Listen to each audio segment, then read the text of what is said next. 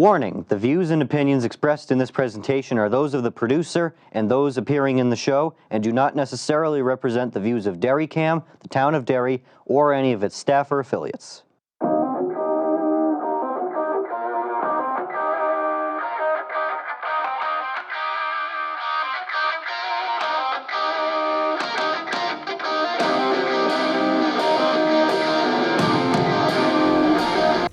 Hi, I'm Anthony Henry. Welcome back to America's Ass. We're on episode 42. It's a beautiful day out, and we're almost at the primary. It's approaching really quickly, and today we are continuing our mini-series with the congressional candidates. And today, I'm here with Hollie Noveletsky. So, thank you for joining us. Thank you so much, Anthony. I'm thrilled to be here. So, feel free to tell our viewers about yourself. So, my name is Hollie Noveletsky, and I am a candidate for the 1st Congressional District of New Hampshire. My background... I'm a structural steel fabricator, second generation. We're located in Greenland, New Hampshire. My company is Novel Ironworks.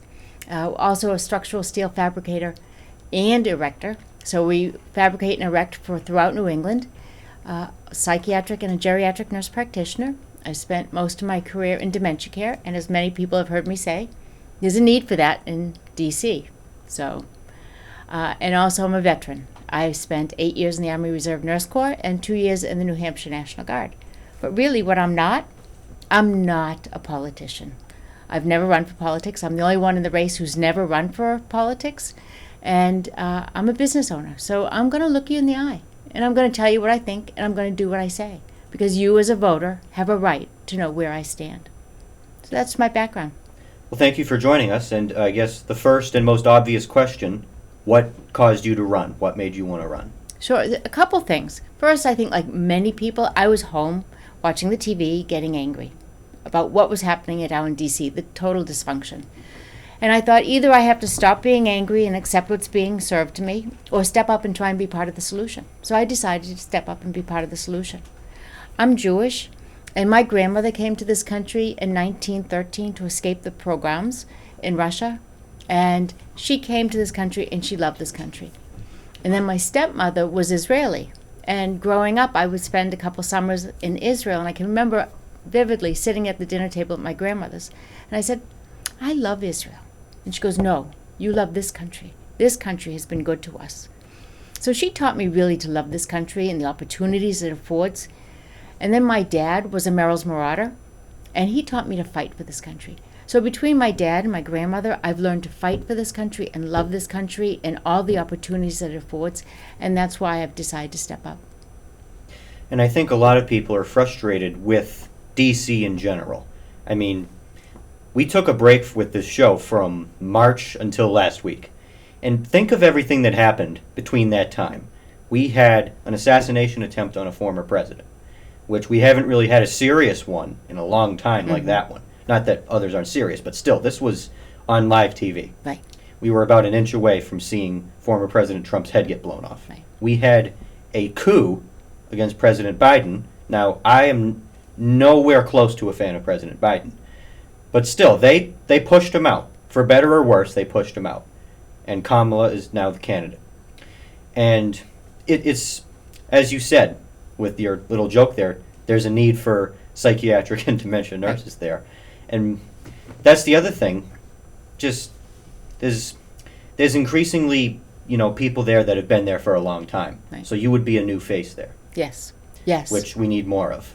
Not just at the federal level, but state level, local level. Right. We need new people. Right. We need a change. We shouldn't be having these entrenched candidates or actually legislators who have been in 22 years. They bring with them their old policies. If you want to drain the swamp, don't replace it with another swamp creature, So let's get fresh faces. Even the governor said, after 10 years, you need a fresh perspective.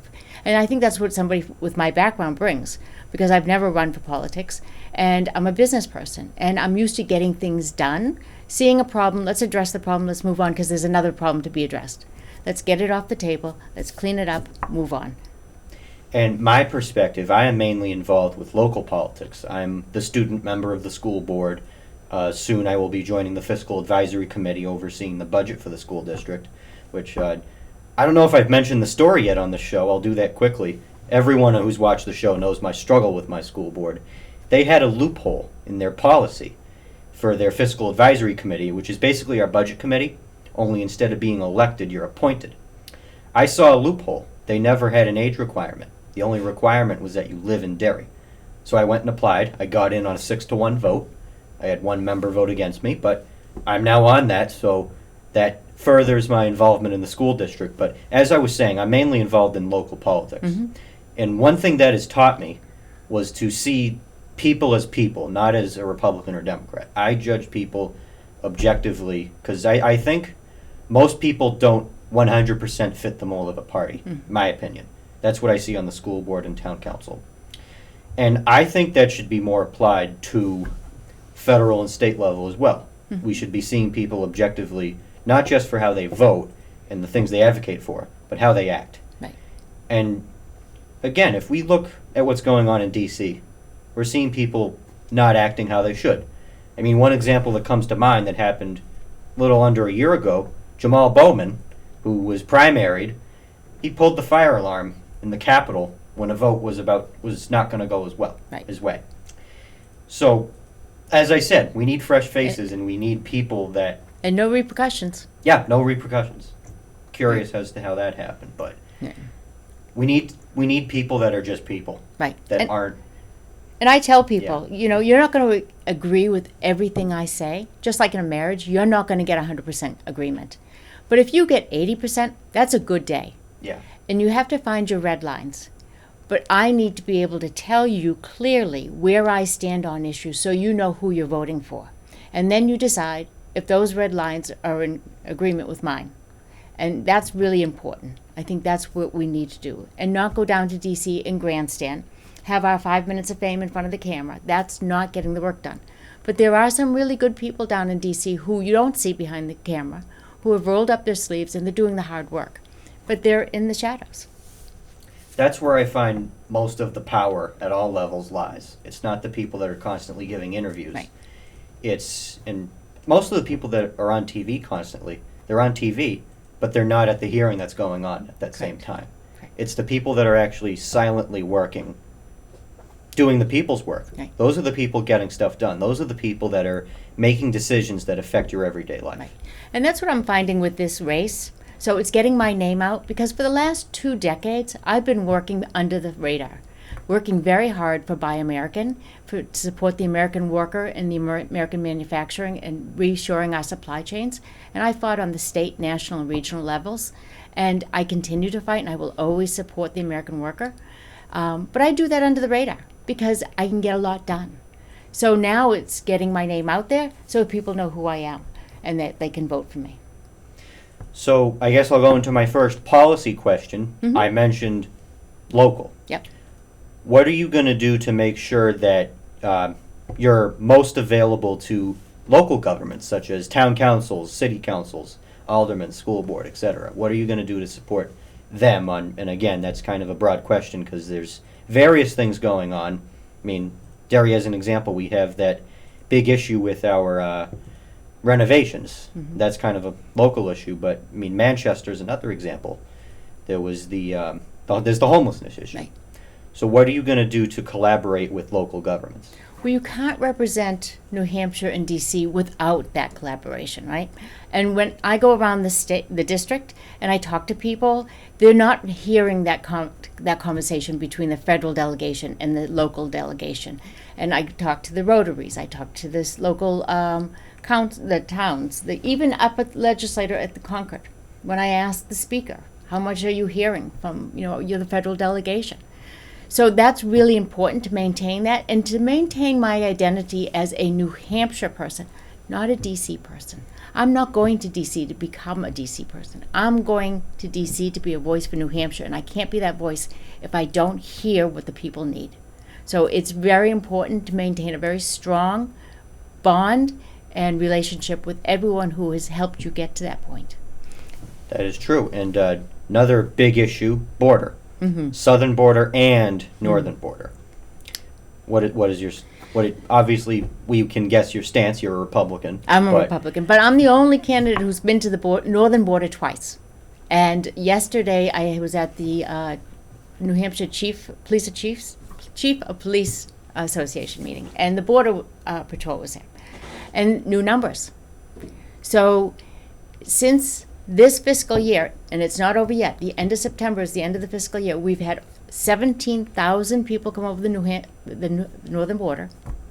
2,500 of them were detained. The rest were released into the country from 90 different countries.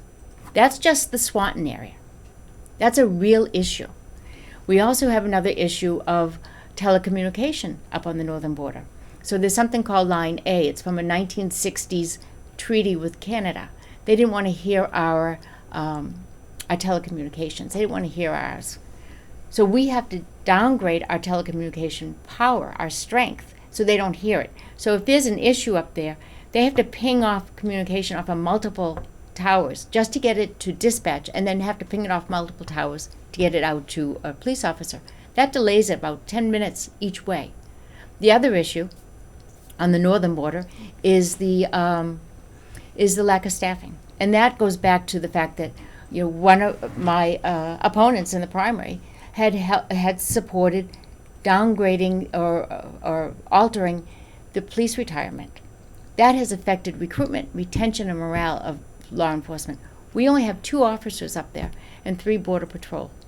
That is the largest landmass town east of the Mississippi, and that's all we have up there. They're really underserved. So as far as both borders, we need to go back to the Trump era.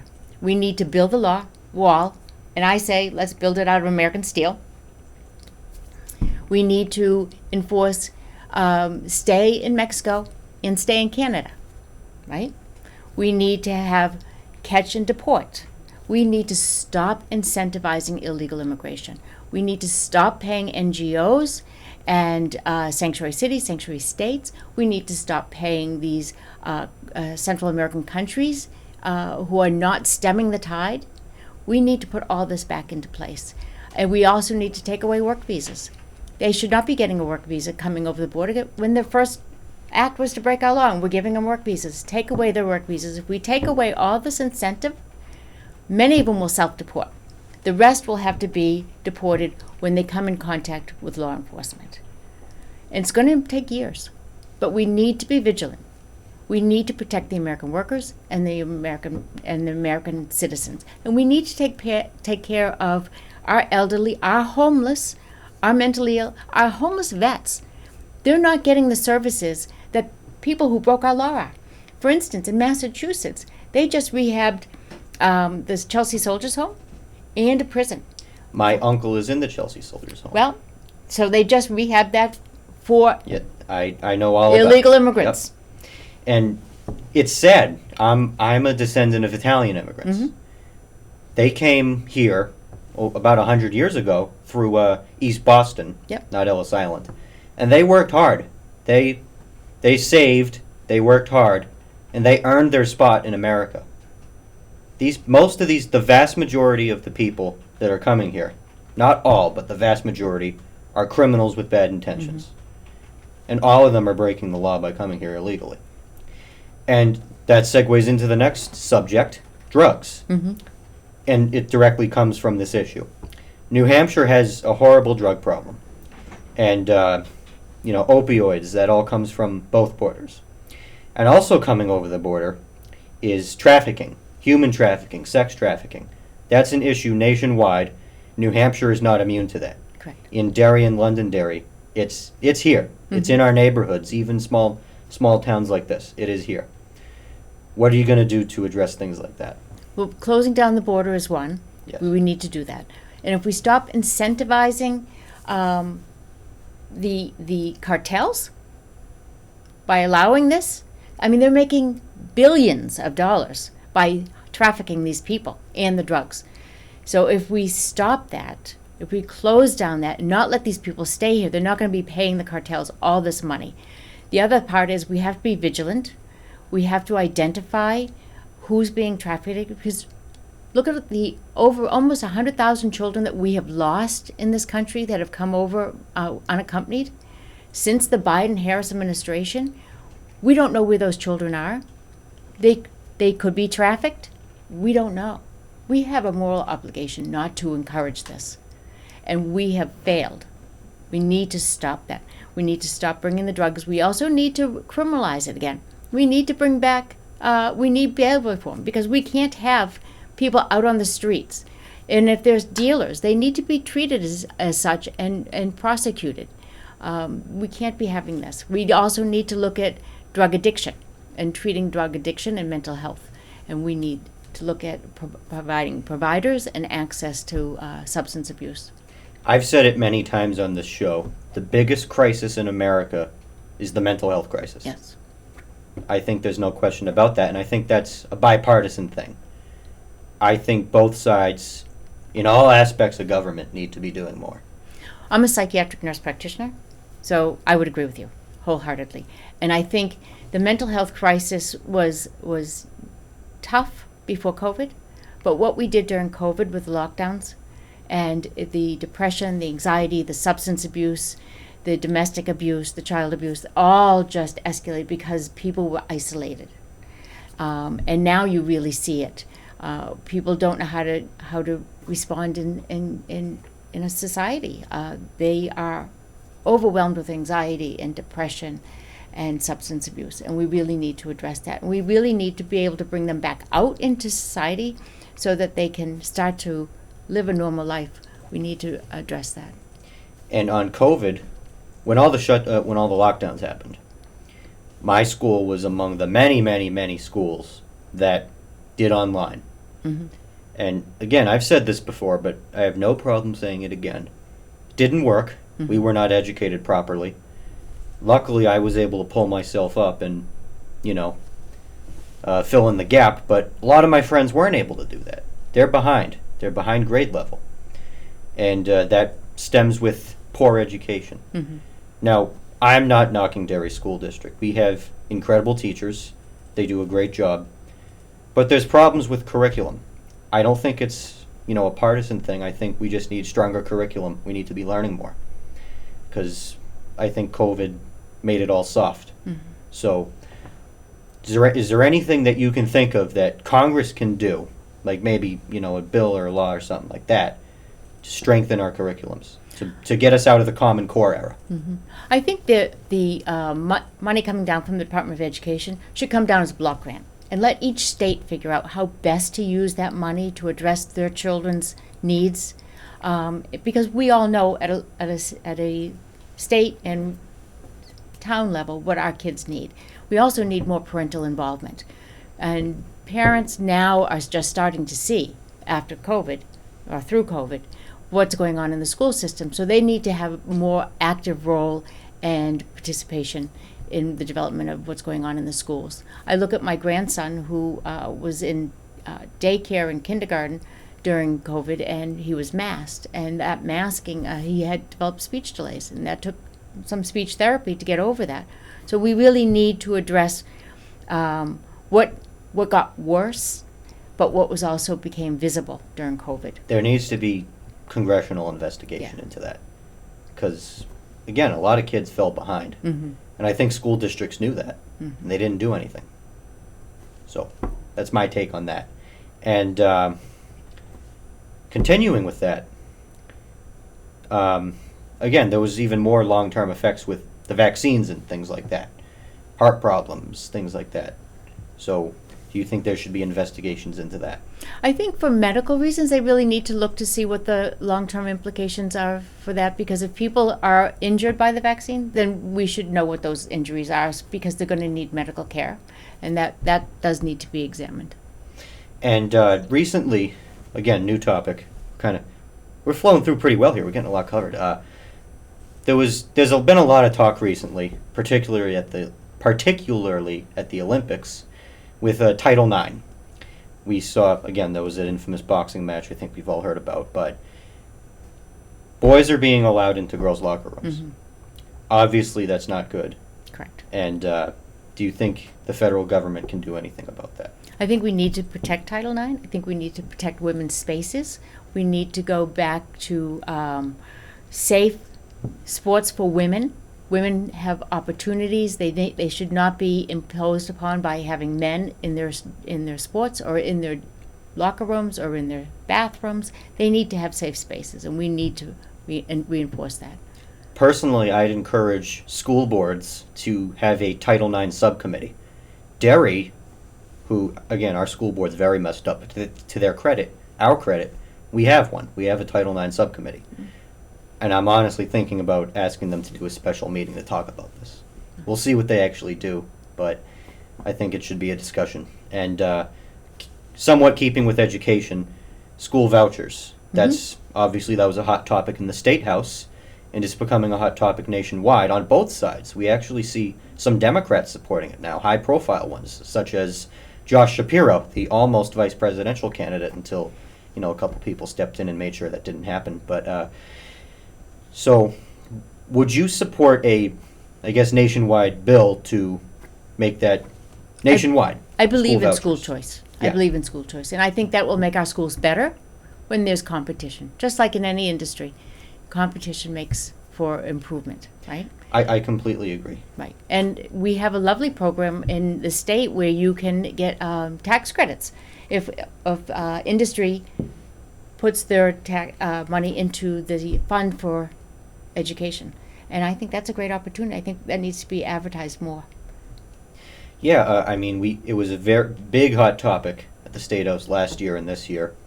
We were very close. Mm-hmm. We didn't quite get to where we wanted.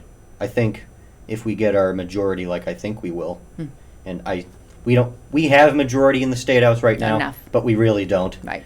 Depends on attendance. Half of the times the Democrats have had the majority.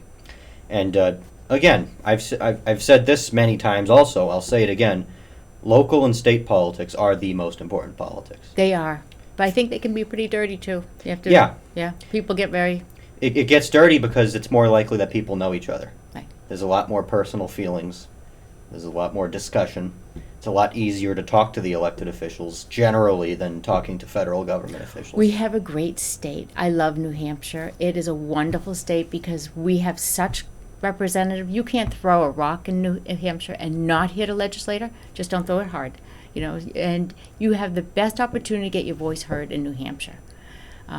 You can go to the DOT and they welcome you in, and you actually have a person to speak to you. I'm a nurse, as I said. I go to the Board of Nursing. You actually get a person on the phone. This is a great state, and it's a great opportunity to have your voice heard at all levels. So moving away from topics and more on campaigning. Yep. This is your first campaign. Correct. It's probably been something of a culture shock to you to be, constantly traveling and meeting people and, seeing a bunch of stuff you've never seen before, thinking about issues you might not have thought about before. What has that been like? So the best part and the worst part. So the best part of this campaigning is I have gone throughout the district and I've met more nice people than I ever met. And I really haven't met anyone who has been mean or I would say has been unkind. We have a really great state full of wonderful people who are really concerned about the country and the state. The bad part is the political part, the backstabbing, where people will say, oh, I'm going to be nice, and then they hire hitmen to do work behind their back.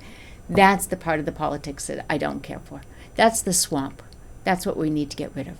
That's not what we need to send to D.C. So, New Hampshire is famous for the one-on-one aspect.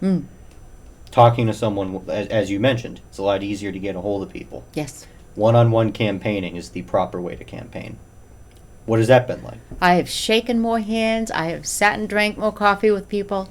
It's been really good because I tell people about myself, but then I say the real way to know me is to challenge me. Ask me questions to my face and see how I answer them. That's how you really get to know me.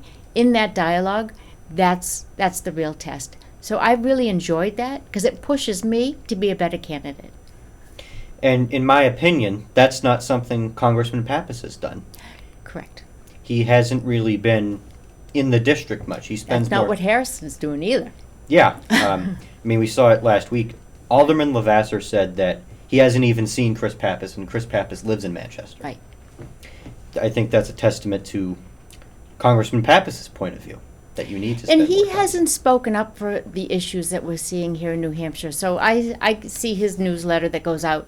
And when we had the anti-American, anti-Israeli, anti-Semitic protests, like at UNH and up at Dartmouth, he never once addressed it.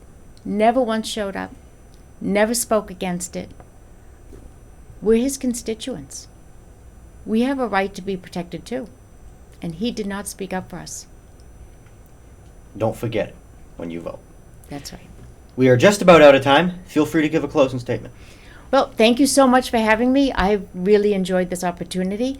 I hope you'll check out my website. It's Hollie, Hollie, for New Hampshire, all spelled out, .com. And I would love to earn your support and your vote. And don't forget to vote on September 10th. Thank you so much.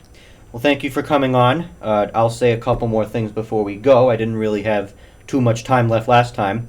So, in between when I took a break in March to now, I have started New Hampshire High School Republicans.